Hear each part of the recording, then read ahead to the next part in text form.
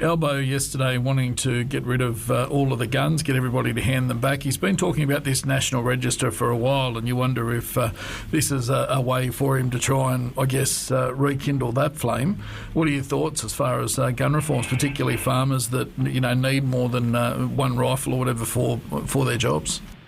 I think we need to be very clear that what we saw in Bondi was a terrorist attack, and it was fueled by extremists and anti-Semitism. I think that the talk around firearms is a distraction from the real issue of anti-Semitism and the extremist behaviour and their views and the reasons why. This is a problem, I think, that needs to be addressed in Sydney. We've seen protests on the Sydney Harbour Bridge. We've seen protests at the Sydney Opera House. We've seen protests outside the New South Wales Parliament. Why didn't the government take action then? We were, as a coalition, trying for the last 6 to 8 months, bring in legislation that would prevent these rallies and these protests from taking place. These rallies and protests that have been locking up the streets of Sydney and allowing those views to fester, allowing those views to grow, and that should have been stopped. The Labor government did not take our suggestions on board to enact the laws when it comes to critical infrastructure and stop people from protesting on critical infrastructure. The Sydney Harbour Bridge, for goodness sake. So much work needs to be done in that anti-Semitism extremist space. I think the firearms talk is a distraction from the real issue.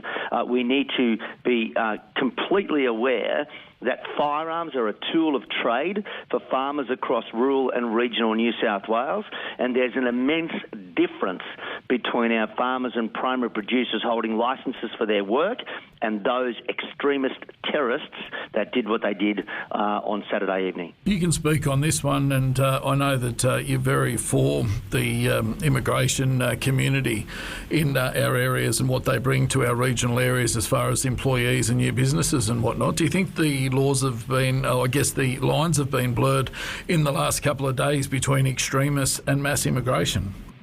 Absolutely. There's some extremists now talking about stopping all immigration completely. Well, I think that needs to be nipped in the bud straight away, because look at what we do in regional New South Wales. Look at what we do in Tamworth, and look at our regions and the multiculturalism that our culture has embraced. And every time, Macca, I talk at an Australian citizenship ceremony, I talk about welcoming people to our country, but I talk about leaving their rubbish at home. Leave their rubbish overseas. Come to our country, Australian rules, Australian culture, embrace, and we integrate and we assimilate. And we welcome that, but leave the rubbish away and, overseas. But that's why they come to us, because they say we are such a lucky country. And the problem with the extremists, they are the ones, and they were the ones that had red flags against them on Saturday. They were the ones that should have been picked up. They were the ones that should have been taken off our streets. And we talk about that a lot, making sure our communities are safe by taking those people off our streets. They were not taken off our streets, and therein lies the problem.